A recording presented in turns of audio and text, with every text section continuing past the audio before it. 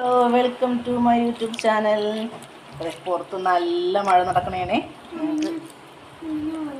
കുറച്ചുണ്ട് ഇവിടെ ചെറുതും കൂടി വന്നിട്ടെന്ന് പറഞ്ഞത്. അപ്പം ഞാൻ ഓർത്തേ ഇന്നിപ്പോൾ പിള്ളേരെ ട്യൂഷനാക്കാൻ വേണ്ടി പോയപ്പോഴേക്കും നല്ല കൊഴുപ്പ് കിട്ടി.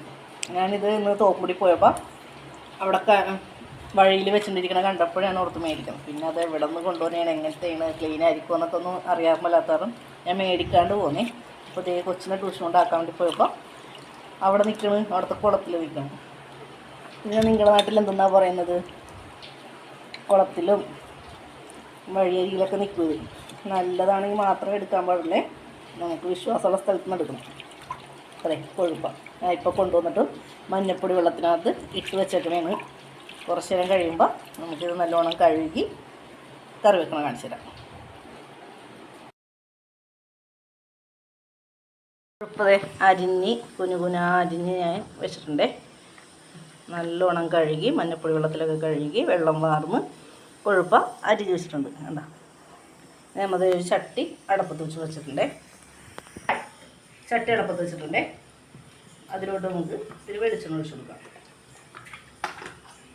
ഞാൻ കുക്കറിനകത്ത് കക്ക വേവിക്കാൻ വെച്ചേക്കണേ.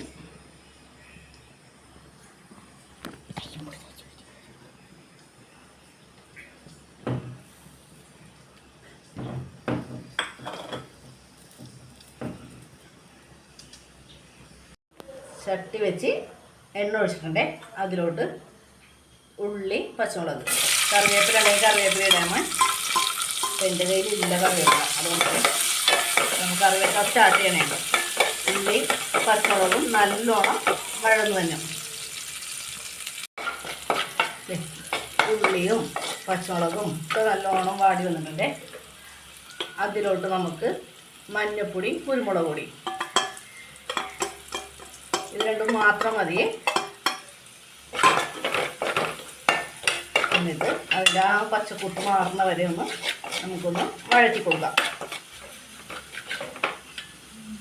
2 മിനിറ്റ് വഴറ്റി കഴിയുമ്പോൾ നമ്മൾ അരിഞ്ഞ് വെച്ചിരിക്കുന്ന നമ്മുടെ കൊഴുപ്പുണ്ടല്ലോ അതിട്ട് കൊടുക്കാം.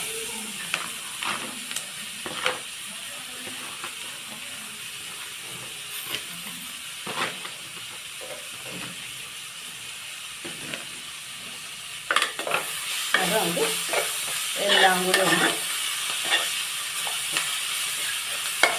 ഇളക്കി കൂട്ടി ഉപ്പൊക്കെ ഉണ്ടാകട്ടെ നോക്കി തട്ടിപ്പൊട്ടി വെക്കാം.